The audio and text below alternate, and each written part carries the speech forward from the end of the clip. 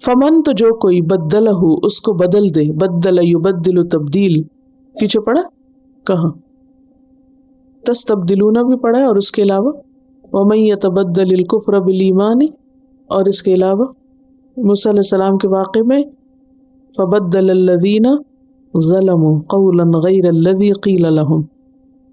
ٹھیک ہے، روٹس بتانے کا مقصد یہ ہے کہ اس سے ریلیٹڈ جو آیات ہیں وہ تمام کی تمام ایک دوسرے کے ساتھ کنیکٹ بھی کی جائیں تاکہ سمجھ آئے. ایک کتاب ہے پوری اس پر، وہ بہت ہی انٹرسٹنگ کتاب ہے. ایک اسکالر ہے، انہوں نے پورے قرآن مجید کے تمام روٹس کو اس طرح ترتیب دیا ہے کہ ایک روٹ سے متعلق جتنی بھی آیات ہیں وہ ساری لکھتی ہیں ایک جگہ پر.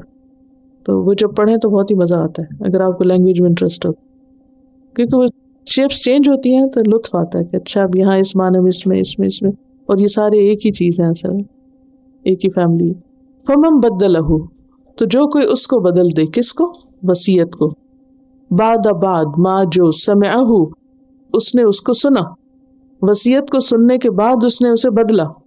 فإنما تو بے شک اسمہ اس کا گناہ، علی اوپر، اپان، الذین ان لوگوں کے ہے، یبدلونہ جو اس کو بدلے.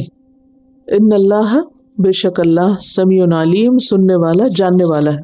فمن بدله بعدما سمعه فإنما إثمه على الذين يبدلونه إن الله سميع عليم.